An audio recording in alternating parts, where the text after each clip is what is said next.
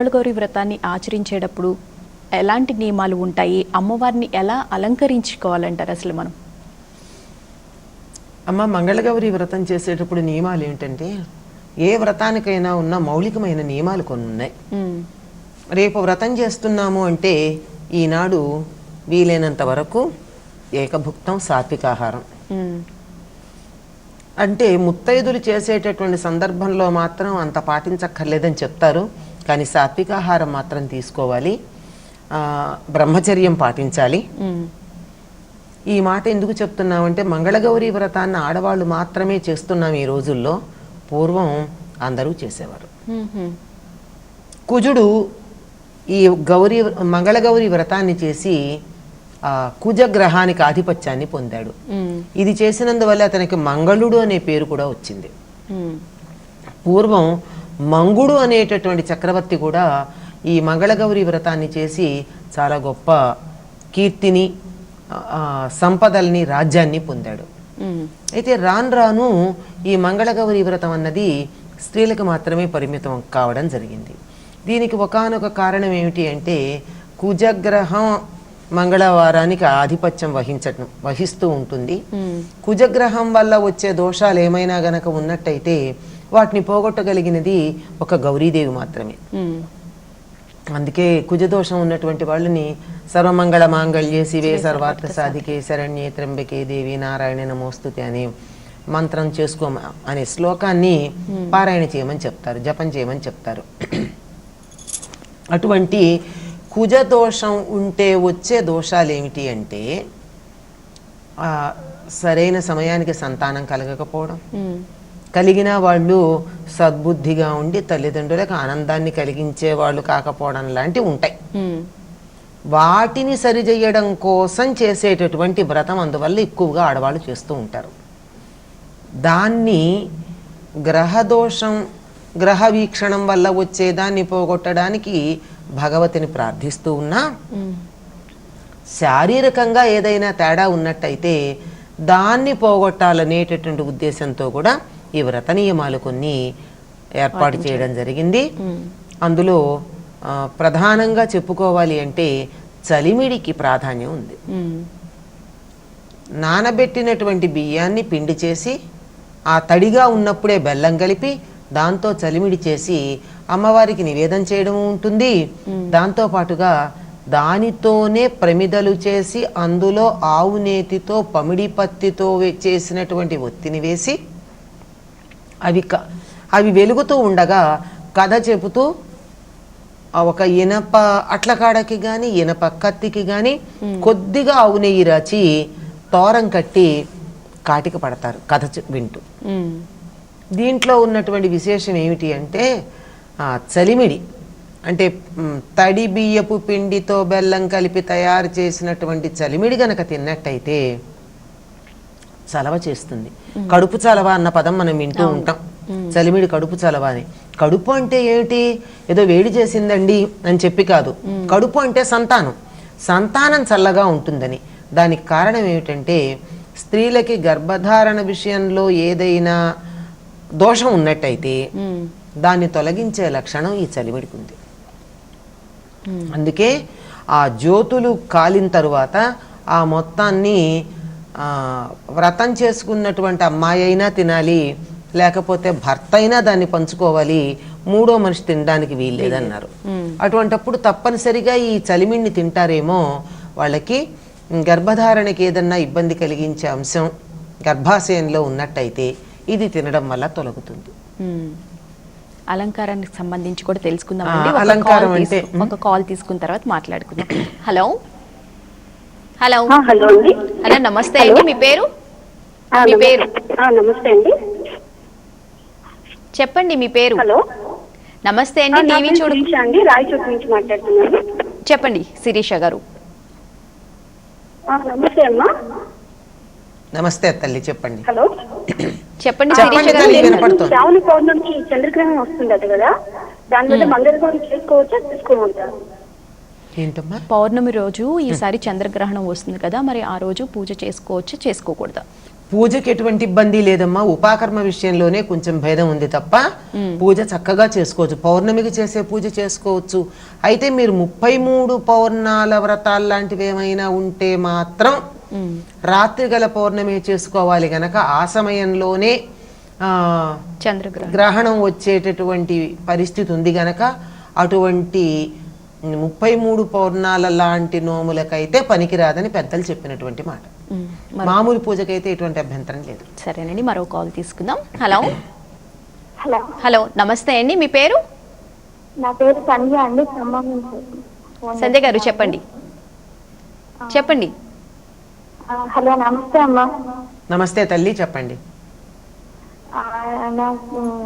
నాకు పెళ్ళయ్యి 7 సంవత్సరాలు అవుతుందమ్మా. మంచిదమ్మా. అంటే పూర్వీకులకు కూడా మంగళ గౌరి వ్రతం అనే ఆచారం ఏమీ లేదు. లేదు కానీ రేపు నేను అమ్మవారిని ఏ విధంగా కొలుసుకోవచ్చు, ఏ విధంగా పూజ చేసుకోవచ్చు, అమ్మవారిని అయితే రేపు పూజించాలని కుతూహలంగా ఉంది. మీ అత్తవారింట్లో అలవాటు లేకపోతే మీరు మీ అత్తగారిని కానీ ఉన్నంతలో పెద్దవాళ్ళు ఎవరుంటే నేను ఇలా కొత్తగా చేయదలుచుకున్నాను అని వాళ్ళ అనుమతి తీసుకుని చేయండి. ఎందుకంటే మీరు మొదలుపెట్టిన తర్వాత మీ కోడలు దాన్ని కొనసాగించాల్సి ఉంటుంది.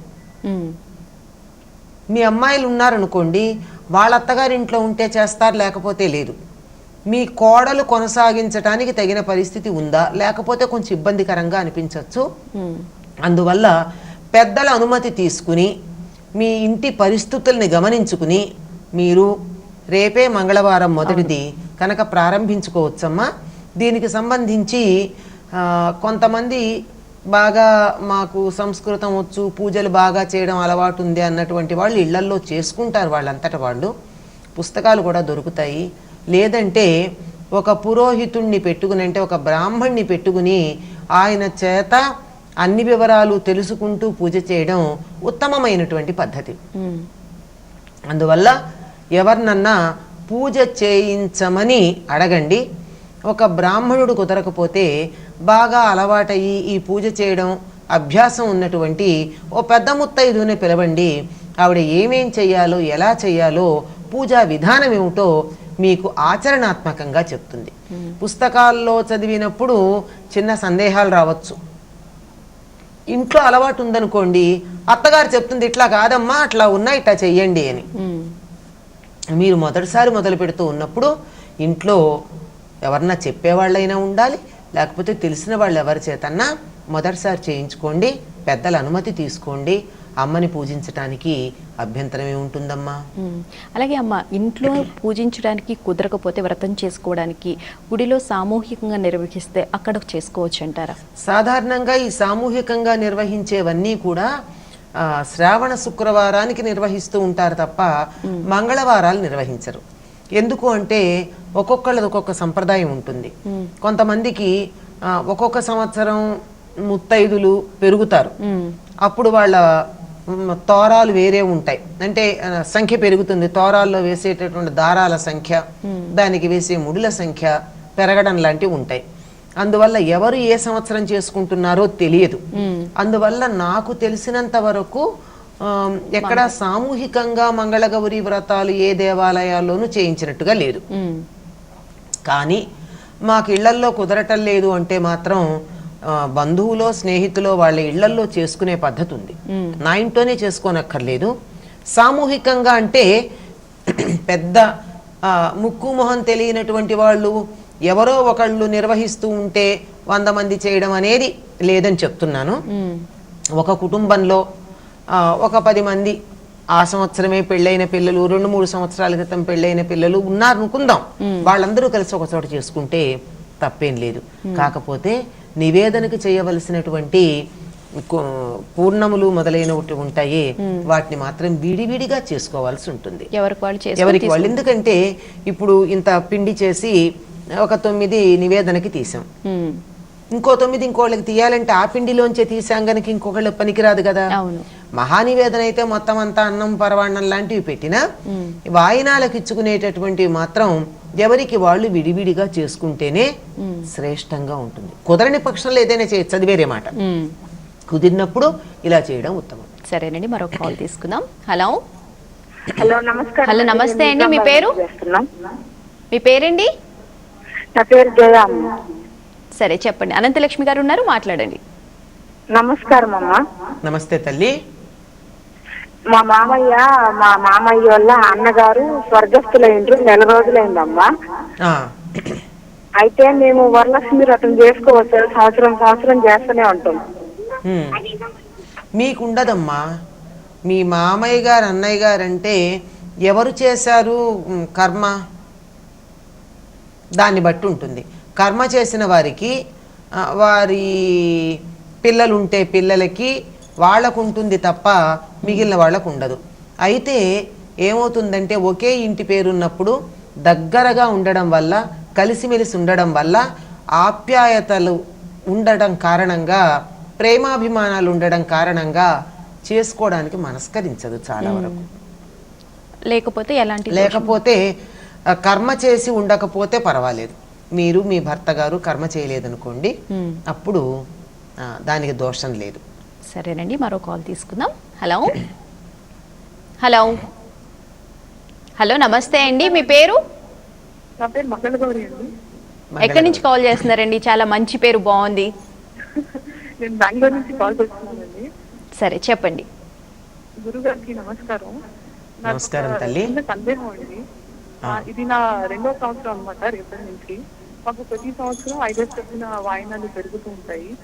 సో ఇక్కడ దగ్గరలో ఎవరు లేకపోవడం వల్ల బుట్ట వాయినం అమ్మవారికి ఇచ్చేయచ్చా, లేకపోతే అంటే మీకు అక్కడ ముత్తైదులు దొరకటం లేదు తాంబూలం ఇవ్వడానికి అని, అంతే కదమ్మా అడిగారు మీరు? అవునండి. ఇక్కడ ఈ సందర్భంలో ఒక నియమం పెట్టుకుని మా వర్ణం వాళ్ళకే ఇస్తాము అనే నియమం లేకుండా కూడా ఇవ్వవచ్చు. ముత్తైదైతే చాలు, భర్త జీవించి ఉన్నటువంటి పుణ్యస్త్రీ అయితే ఇవ్వచ్చు. అందువల్ల మనవాళ్లే అని కాక ఎవరికన్నా తీసుకునే ఉద్దేశం ఉంటే ఇవ్వచ్చమ్మా. అలా దొరకని పక్షంలో మీరు బుట్టవాయనం అమ్మవారికి ఇవ్వచ్చు. ఎందుకంటే ఈ వ్రతాలు పూజలు అన్నీ కూడా మనలో సత్ప్రవర్తన పెంచి సద్భావన పెంచడం కోసమే తప్ప చాలా నిక్కచ్చిగా, కరుకుగా, కఠినంగా, రిజిడ్గా ఇలాగే చేస్తే తప్ప నీకు ముక్తి లేదు అనేటటువంటి కాఠిన్యం లేదు. అయితే ఇలా అవకాశం ఇచ్చారు కదా అని దుర్వినియోగం చేసుకోకూడదు. బుట్టవాయినం ఇస్తే సరిపోతుంది అని చెప్పి ఒక మంచి కాలనీలోనే ఉండి ఓ 25 మంది ముత్తైతులు దొరికే చోట ఉండి కూడా అక్కడ బుట్టవాయినం ఇస్తే సరిపోయింది గనక ఎందుకులే ఇక్కడ ఇవ్వము అనుకున్నప్పుడు ఫలితం ఉండదు. మీకు ముత్తైదులు దొరకనప్పుడు మాత్రం అట్లా ఇస్తే తప్పేం లేదు. కనీసం ఒక్కళ్ళన్నా మన వాళ్ళు దొరుకుతారేమో, ఒక్కళ్ళకన్నా ఇవ్వండి, మిగిలింది బుట్టవాయినంగా ఇవ్వండి. సరేనండి, మరో కాల్ తీసుకుందాం. హలో హలో, నమస్తే అండి. మీ పేరు? రత్నకుమార్ అండి. ఎక్కడి నుంచి కాల్ చేస్తున్నారండి? సూరత్ నుంచి కాల్ చేస్తున్నానండి. చెప్పండి రత్నకుమారి గారు. అండి, ఈ మంగళగౌరి వ్రతము 21 సంవత్సరాలు అమ్మగారు చేసి నా పెళ్లిలో తీర్చారండి వాయనము. హలో చెప్పండి. వింటున్నాను, చెప్పండి అమ్మా. వాయనం తీర్చారండి. 21 సంవత్సరం చేసి నాకు నా పెళ్లిలో వాయనం ఇచ్చి అంటే ఉద్యాపన చేశారు. అవి అప్పాలు గింజలో కట్టి వాయనం తీర్చారండి. ఇప్పుడు నాకు 40 సంవత్సరాలు పెళ్ళయ్యి, అయితే ఇంతవరకు నేను మామూలుగా పూజ చేసుకుంటున్నాను కానీ వ్రతం అనేది చేయలేదండి. దానివల్ల ఏమన్నా ఇప్పుడు చేసుకోవచ్చా ఏంటి అనే విషయం కనుక్కుందాం. మీరు 2 ప్రశ్నలు అడిగారమ్మా. ఒకటి, ఇప్పుడు చేసుకోవచ్చా? రెండోది, నేను ఇంతవరకు చెయ్యలేదు, నాకు ఒకళ్ళు ఉద్యాపన చేసి నాకు పెళ్లిలో ఇచ్చారు, పెళ్లి కూతురికే కదా ఉద్యాపన చేస్తారు, ఇచ్చారు, అది ఉద్యాపన వాయినాన్ని నేను స్వీకరించి మంగళగౌరి వ్రతం చేయకపోతే దోషమా? 2 ప్రశ్నలు అడిగారు. దోషం లేదు. ఎందుకు లేదు అంటే మీ అత్తగారింట్లో ఇది అలవాటు లేనప్పుడు మీరు చేయకపోతే దోషం లేదు. ఒకవేళ మీ అత్తగారింట్లో మంగళగౌరి వ్రతం చేసే అలవాటు ఉండి మీరు చేయకపోతే దోషం అవుతుంది. దానికి సమాధానం అది. ఇప్పుడు చెయ్యవచ్చా అంటే ఎప్పుడైనా చేయొచ్చమ్మా. దానికి వయస్సుతో సంబంధం లేదు, ఎప్పుడైనా మొదలు పెట్టచ్చు, చేయవచ్చు. అలాగే అమ్మ, కొంతమందికి మంగళగౌరి రేపు వ్రతం సందర్భంగా కొంతమందికి బాగా అలంకరించాలని చెప్పి కూడా ఉంటుంది, కానీ కుదరదు, వాళ్ళకి ఎట్లా చేయాలో తెలియదు. అసలు అమ్మవారి అలంకరణ అనేది ఎలా చేయాలంటారు? అమ్మవారి అలంకారం అన్నది మంగళగౌరికి ప్రత్యేకంగా చేసినట్టు మనకు కనపడదు. ఈ అలంకారం చేసేటటువంటి కళాత్మకమైన సృజనాత్మకమైన ఆలోచనలన్నీ వరలక్ష్మి వ్రతంలో లక్ష్మీదేవికే చేస్తారు. మంగళగౌరి తాను ఉంటానని చెప్పినటువంటి ప్రదేశం ఏది అంటే పసుపు కనుక అందులో ఆవిడ గౌరీ అన్న పేరులోనే ఆ పసుపు వర్ణం కూడా మిళితమై ఉంది. అందువల్ల గౌరీదేవిని పసుపు ముద్దగా చేసి పెట్టుకుని చేస్తే అది సరిపోతుంది. సాధారణంగా తెలుగు వాళ్ళ ఇళ్లల్లో చాలామందికి పూర్వకాలంలో ఇంట్లో అత్తగారి నుండి ఈ పూజ అది చేయడానికి కావాల్సిన పీఠం ఇచ్చేస్తూ ఉంటారు అత్తగారు, సింహాసనం అది. దాంట్లో ఒక రాయి లాంటిది ఉంటుంది, ఆ రాయి మంగళగౌరి. దానికి పూజ చేసుకోవచ్చు అంటే కొంతమంది ఇళ్లల్లో మాట చెప్తున్నా. అది లేకపోతే గౌరీదేవిని పసుపుతో పెట్టి చేసుకోవచ్చు. ప్రధానం పసుపు గౌరీ, మిగిలిందంతా అమ్మవారి రూపురేఖలుగా తయారు చేసి పెట్టేటటువంటి సంప్రదాయం లేదు. అయితే ఎట్లా చేయాలనే సందేహం ఉంటుంది గనక చక్కగా పూర్వకాలం ఆవు పేడతో అలికేవారు. మనకిప్పుడు అది దొరకకపోవడం కారణం, దొరికినా మన ఇంట్లో ఉన్న పరిస్థితుల్లో ఆవు పేడతో అలికి ఏదన్నా చేయడం వీలయ్యేది కూడా కాదు. కనుక చక్కగా కడిగి వీలైతే పద్మపు ముగ్గు లేదా మిగిలినటువంటి అష్టదళ పద్మం అలాంటి ముగ్గులు వేసి దాని మీద ఒక ఆసనం అంటే ఒక పీట, కుర్చీ పీట కావచ్చు, మామూలు కూర్చునే పీట కావచ్చు వేసి దాని మీద దానికి పసుపు రాచి బొట్లు పెట్టి పైన ఒక వస్త్రం వేసి దాని మీద ఒక బియ్యం పోసి ఇవన్నీ చెయ్యొచ్చు. ఇవన్నీ చేయడానికి వీలు లేకపోతే కూడా వస్త్రం వేసి బియ్యం పోసి కూడా వరలక్ష్మి వ్రతానికి ప్రధానం. దీనికి అంతా చేయకపోయినా ఒక తమలపాకులో పసుపు ముద్దని 2 చేసి పెడతాం. ఒకటేమో గౌరీదేవి, ఒకటేమో వినాయకుడు. వినాయకుడిని పూజించకుండా ఏ పూజ చేసే వీలే లేదు. ఈ 2 ప్రధానంగా అక్కడ పెట్టుకుని శుచైనటువంటి ప్రదేశంలో ఒక చక్కనైనటువంటి ఆసనం మీద వీటిని పెట్టి, ఇంట్లో ఉంటే గౌరీదేవి పార్వతీదేవి శివుడితో లేకుండా మనకు కనపడదు. శివపార్వతుల చిత్రం కానీ లేకపోతే ఇంట్లో బొమ్మ విగ్రహాలు కూడా ఉంటాయి కొంతమంది ఇళ్లలో, అన్నపూర్ణ గౌరీ ఇట్లాంటివి, అవి కానీ లేదా ఇంతకుముందు చెప్పాను రాతితో చేసిన ఇదిగా ఉంటుంది అది కానీ ఏదైనా పెట్టి పూజ చేయొచ్చు. అయితే గుర్తుంచుకోవాల్సిన విషయం ఏమిటంటే ఇది ప్రధానం, ఆ పైన పూలు అవన్నీ మామూలే. కొంతమంది ఇంటి సంప్రదాయంలో ఈ మొదటి వారం తయారు చేసిన పసుపు గౌరినే మొత్తం నెలంతా వాడతారు. దాన్ని భద్రంగా పెట్టుకోవాలి. దాన్ని ఒక భరిణ లాంటి దాంట్లో పెట్టి మూత పెట్టి పాడవకుండా జాగ్రత్తగా చూసుకోవాలి. కొంతమందికి ఏ వారానికి ఆ వారం గౌరీదేవిని చేసుకునే పద్ధతి ఉంది. ఇంటి పద్ధతి ఏం అలవాటు ఉందో దాని ప్రకారం చేసుకోవాలి. దీనికి ప్రత్యేకంగా ఒక బొమ్మను తయారు చేసి దాని అలంకారాలు చేయాల్సినంతటి అవసరం ఏం లేదు, మామూలే, చాలా హాయిగా చేసుకోవచ్చు. సరేనండి, ఒక కాల్ తీసుకుందాం. హలో హలో హలో నమస్తే అండి, మీ పేరు? నమస్తే అండి. శ్రీదేవి అండి. ఎక్కడి నుంచి కాల్ చేస్తున్నారండి? శ్రీదేవి గారు టీవీ చూడకుండా మాట్లాడండి. చెప్పండి, అనంతలక్ష్మి గారు ఉన్నారు, మాట్లాడండి. నమస్తే అమ్మా. నమస్తే అమ్మా. నాకేంటంటే అత్తయ్య వారు లేరు, అమ్మవారు లేరు. సో వాళ్ళకి ఆచారం లేదు. శ్రావణ మాసం శుక్రవారాలు చేయడం, వ్రతము, ఇది మంగళగౌరి వ్రతం చేయడం ఏది లేదు. కానీ నాకు ఇంట్రెస్ట్ ఉంది చేయాలి అమ్మవారికి అని. సో నేను ఎలా చేయాలి? అమ్మ, ఇంట్లో ఎవరో ఒకళ్ళు పెద్దవాళ్ళు ఉండుంటారు, మామగారు ఉండుండొచ్చు, మీ కుటుంబంలో పెద్ద అనుకునే వాళ్ళు ఎవరో ఒకళ్ళు ఉంటారు, ఏదో రకంగా మీకన్నా పెద్దవాళ్ళు. వాళ్ళని అడిగి అనుమతి తీసుకోండి. వాళ్ళెవ్వరూ కూడా మీకు అందుబాటులో లేకపోతే మీకన్నా పెద్ద మీ ఇంట్లో లేరా ఒకళ్ళు? మీ భర్త గారు మీకన్నా పెద్దవారే కదా ఆయననైనా నేను ఇట్లా చేద్దాం అనుకుంటున్నాను అని అనుమతి తీసి చేసుకోండి. ఈ చేసేటప్పుడు మాత్రం ఎట్లా చెయ్యాలి అన్నదానికి ఒక క్రమం ఉంది. ఆ క్రమం గురించి కూడా మనం చెప్పుకోవడం జరిగింది ఏదో సందర్భంలో. ఆ పద్ధతిలో చేసుకోండి. లేదంటే ఎవరైనా ఒక పెద్దవాళ్ళని, అప్పటి వరకు మంగళగౌరి పూజ చాలాసార్లు చేసినటువంటి వాళ్ళని ఒకళ్ళని కనీసం మొదటి వారం మీకు సహాయంగా ఉండేటట్టు పూజా విధానం ఎట్లా చేసుకోవాలి. ఎందుకంటే పూజ ఉంటుంది, మామూలుగా పూజ ముందర గణపతి పూజ, ఆ పైన గౌరీ పూజ, అది అయిన తర్వాత ఏముంటుంది తోరగ్రంథి పూజ, అటు తర్వాత కథ చెప్పుకోవడం, ఇన్ని ఉన్నాయి. ఇవి ఏ క్రమంలో చెయ్యాలి అని అప్పుడప్పుడు మనసులో పనిచేస్తుంటే కదా ఏదన్నా సందేహం కలుగుతుంది. చేయని వాళ్ళకి ఏముండదు కనుక సందేహం కలుగుతుంది.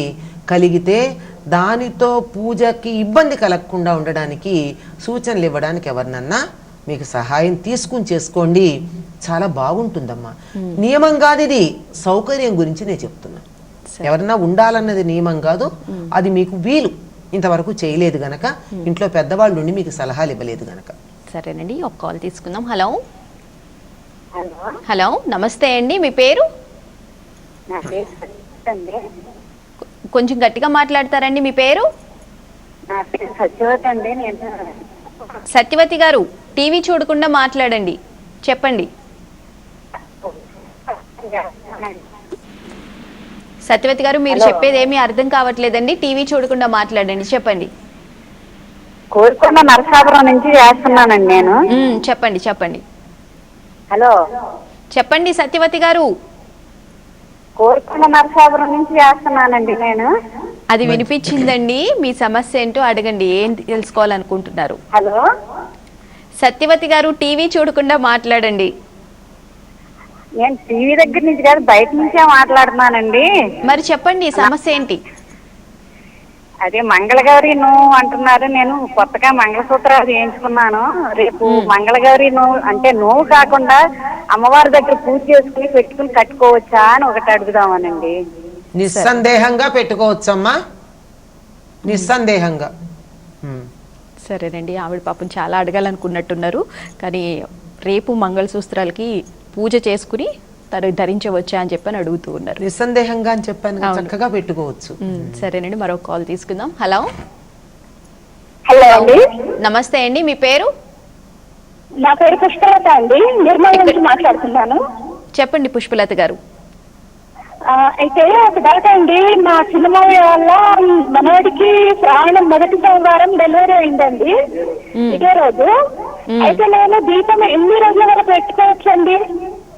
ఎన్ని రోజులు అయిన తర్వాత పెట్టుకోవచ్చు ఒకటి. మళ్ళీ ఏంటంటే నేను వరలక్ష్మి వ్రతం చేసుకోవచ్చా? అంటే మీకేమవుతారు?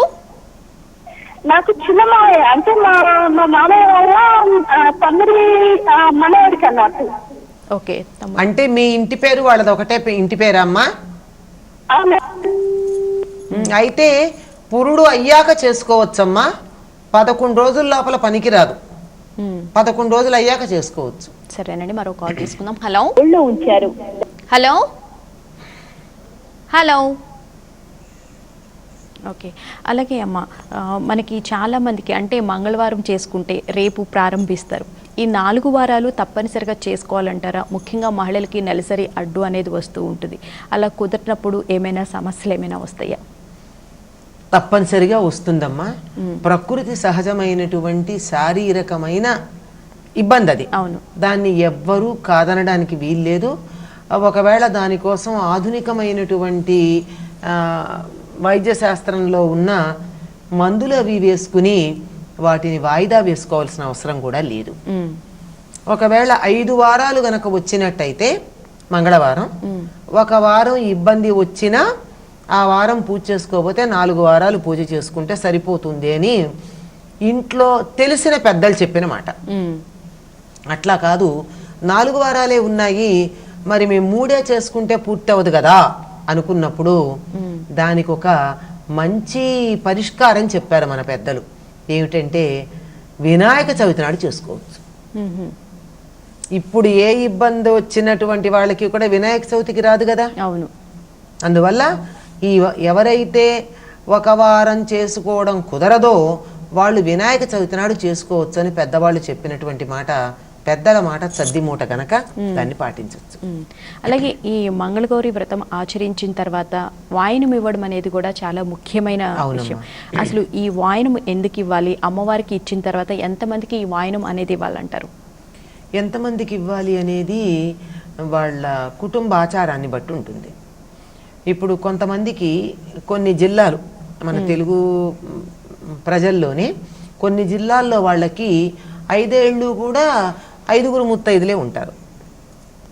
అట్లాంటప్పుడు వాళ్ళు వేసుకునేటటువంటి తోరాలకు 5 పోగులే ఉంటాయి, 5 ముళ్ళే ఉంటాయి. అదే కొన్ని జిల్లాల్లో వాళ్ళకి సంవత్సరానికి 5 చొప్పున పెరుగుతారు.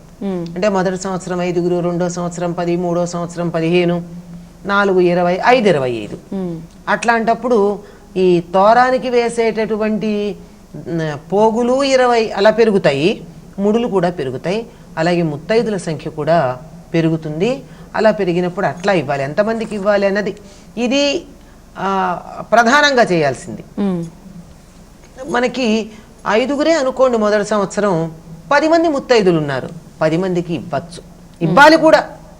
కనీసం అని చెప్పారు, 5 అన్నది కనీసం. మిగిలినటువంటి వాళ్ళకి ఎంతమందికి ఇస్తే అంత మంచిది.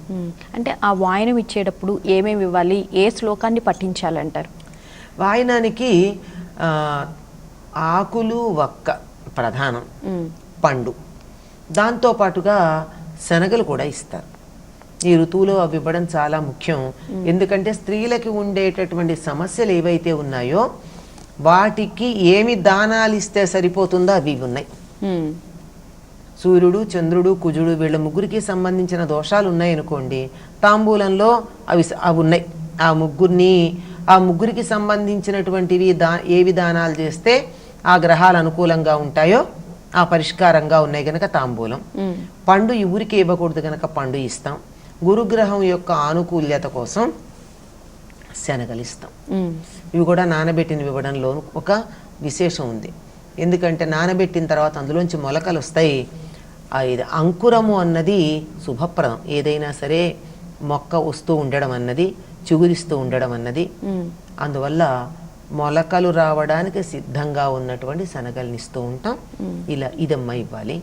ఇచ్చేటప్పుడు ఒక్క పూజంతా అయిపోయిన తర్వాత విగ్రహంలో మంగళగౌరీదేవిని ఆవాహన చేసి పూజ చేశాము, ఆవిడ ఎట్లా ఉంటుందో మనకి తెలియదు, పసుపు ముద్దలో పెట్టాం. అలాంటి మంగళగౌరిని సాక్షాత్తు మన సాటి మనుషులు ఆవాహన చేసి ఒక వాయనం ఇస్తాం. అదైతే గాని భోజనం చేయరు. అవును, ఆవిడ్ని ముత్తైదువా అంటాం. అంటే ఎవరు ఈ ముత్తైదువా? సాక్షాత్తు మంగళగౌరి. మనకి అభిప్రాయం సరిగ్గా ఉండదేమో అని తెలుగులో చెప్పిస్తాం, సంస్కృతంలో చెప్తే అర్థం అవుతుందని. నా వాయనం పుచ్చుకున్న వారెవరు అంటే నేనే మంగళగౌరిని అని పుచ్చుకున్న వాళ్ళు అంటారు. ఇది 3 సార్లు అనిపిస్తారు. ఇట్లాంటప్పుడు ప్రత్యేకంగా తెలుగులో ఈ మాటలు చెప్పడమే తప్ప వాయనానికి ఏది శ్లోకం లాంటిది కనపడదు. సంస్కృతంలో ఉంటే వెతికితే వెతకచ్చేమో, తెలుగులో హాయిగా చెప్పే పద్ధతి ఉన్నప్పుడు దాన్ని పాటిద్దాం. అంటే అన్నవాళ్ళకి విన్నవాళ్ళకి అర్థం అవుతుందిగా, అది ముఖ్యం. అలాగే చివరిగా అమ్మ, రేపు మొదటిసారిగా మంగళగౌరి వ్రతాన్ని ఆచరిస్తున్న వాళ్ళు, ఆచరించబోతున్న వాళ్ళు ఎలాంటి జాగ్రత్తలు తీసుకోవాలి? అమ్మ, జాగ్రత్తలంటే నియమాలు పాటించడం ముఖ్యం. మన తాహతుకు తగ్గట్టు చేసుకోవాలి. ఆర్భాటాలకు పోయి ఈ పూజ కోసం వేలు ఖర్చు పెట్టవలసినటువంటి పని లేదు. మంగళగౌరి తానుంటానని చెప్పినటువంటిది చక్కగా పసుపులోను, పూలలోను, అందులోనూ పచ్చని పూలలోనూ ఉంటానంది కనుక హాయిగా చామంతి పూల లాంటివి దొరికితే వాటితో పూజ చేయడం, తోరానికి కూడా వీలైతే చామంతి పూలే పెట్టుకోవడం ప్రధానంగా కనపడుతుంది. తలలో కూడా చామంతి పూలు పెట్టుకోవడం శుభానికి సూచన అవుతుంది. వీటికి ప్రాధాన్యం ఇవ్వండి. పూజా విధానానికి, కథకి, మంత్రాలకి ప్రాధాన్యం ఇవ్వండి. అమ్మవారికి నివేదన చేయడానికి ప్రధానంగా అవసరమైనటువంటివి ఏమిటంటే వడపప్పు, పానకము, చలిమిడి. ఈ 3 కూడా చలవ చేసేవి, స్త్రీలకి చాలా అవసరమైనటువంటివి. కొబ్బరికాయ, అరటిపళ్ళ లాంటివి ఉండనే ఉంటాయి. ఎందుకంటే ఏ శుభకార్యం చేసినా తెలుగు వాళ్లకు ఒక కొబ్బరికాయ కొట్టందే, అరటిపండు తాంబూలంలో పెట్టందే తోచదు గనక ఇవేవి కూడా తలకి మించిన భారమైనవి కావు. అమ్మవారికి చాలా ఇష్టమైనటువంటిది ఏమిటంటే ఆవు పాలతో చేసినటువంటి పరమాన్నం బెల్లం వేసి, ఎప్పుడే లక్ష్మీదేవికైనా పార్వతీదేవికైనా. ఇంకా తర్వాత మీ ఇష్టానుసారం మిగిలినవి చేయొచ్చు, అది కూడా మీ విభవం కొద్దీ, అంతేగాని లేనిపోని ఆర్భాటాలకి పోవలసినటువంటి అవసరం లేదు. మంగళగౌరీ వ్రతంలో చెప్పినటువంటి కథ ఏదైతే ఉందో అందులో ఉన్న అర్థాన్ని గ్రహించండి. మొదటి వాయినం తల్లికి ఇవ్వాలన్నారు అంటే పుట్టింటి వారిని గౌరవించటం అత్తగారికి నేర్పడం. తల్లికి ఇచ్చినటువంటిది విష సర్పమైన ముత్యాల దండలా మారుతుందన్నది. ఇలాంటి విషయాలని, సత్ప్రవర్తనని, వీటన్నిటినీ నేర్చుకోవాలి. అందులో అమ్మాయి పేరేమిటి? సుశీల, అంటే మంచి ప్రవర్తన కలది. మంచి ప్రవర్తన ఉన్నప్పుడు భర్త అర్ధాయుష్కుడైన ఎక్కువ కాలం చిరంజీవిగా ఉండేటటువంటి అవకాశం ఉంది. ఈ ప్రవర్తనకి సంబంధించినటువంటి విశేషాలని ఈ కథలో తెలుసుకోవడం ఒకటి. రెండోది, ముత్తైదువగా సాటి మనిషిని కూర్చోబెడుతున్నాం గనక దైవం అంటే ఎక్కడో లేడు, మన సాటి మనుషుల్లోనే ఉన్నాడని గుర్తించి ఇతరుల పట్ల సద్భావన పెంపొందించుకోవడం ఒకటి ఈ వ్రతంలో ప్రధానంగా మనం గ్రహించవలసినటువంటి విషయాలు. అమ్మా, కొత్తగా ఈ సంవత్సరం మంగళగౌరి వ్రతం ప్రారంభించబోతున్నటువంటి కొత్త పెళ్లి కూతుళ్ళు ఎవరైతే ఉన్నారో వాళ్ళు ఈ విషయాలు అర్థం చేసుకోండి. పైగా ఈ తాంబూలాలు వాయినాలు ఇచ్చేటప్పుడు ఇతరులకి ఇవ్వడం అనే దాంట్లో ఉన్న ఆనందం కూడా మీకు అర్థమవుతుంది. ఇవ్వడం తెలిసిన తర్వాత ఆనందమే ఆనందం. అవును, చాలా చక్కగా అసలు మంగళగౌరి వ్రతాన్ని ఎందుకు ఆచరించాలి, ఆచరించడం వల్ల ఎలాంటి ఫలితాలు ఉంటాయి, చాలా నిష్ఠగా నియమాలతో పాటు అలాగే మనస్ఫూర్తిగా అమ్మవారిని కొలిచినట్లయితే తప్పకుండా అమ్మవారి ఆశీస్సులు మన మీద ఉంటాయి అనే విషయం గురించి చాలా చక్కగా తెలియజేశారమ్మా. స్టూడియోకి వచ్చినందుకు ధన్యవాదాలు. నమస్కారం. నమస్కారం అమ్మా. అందరికీ మా శ్రావణ మంగళవార శుభాకాంక్షలు మరొకసారి. చూశారు కదండి, రేపు మంగళగౌరి వ్రతం సందర్భంగా మంగళగౌరి వ్రతాన్ని ఎలా ఆచరించాలి, ఆచరించేటప్పుడు ఎలాంటి జాగ్రత్తలు తీసుకోవాలి, మనస్ఫూర్తిగా మనం అమ్మవారిని కొలిస్తే అమ్మవారి ఆశీస్సులు అనేవి మనతో పాటు ఉంటాయి అని చెప్పి డాక్టర్ ఎన్ అనంతలక్ష్మి గారు తెలియజేశారు. అలాగే ఈ శ్రావణ మాసం సందర్భంగా భక్తి టీవీ ఎన్నో ప్రత్యేక కార్యక్రమాలను అలాగే గుడి దగ్గర నుంచి కూడా ఎన్నో ప్రత్యక్ష ప్రసారాలను కూడా అందిస్తూ ఉంటుంది. ఈ కార్యక్రమాన్ని మీరు మళ్ళీ వీక్షించాలి అనుకుంటే కనుక యూట్యూబ్లో కూడా అందుబాటులో ఉంటుంది. ఇది వాటి మంగళగౌరి వ్రతం ప్రత్యేక చర్చా కార్యక్రమం. మరో కార్యక్రమంలో మళ్ళీ కలుసుకుందాం. నమస్కారం.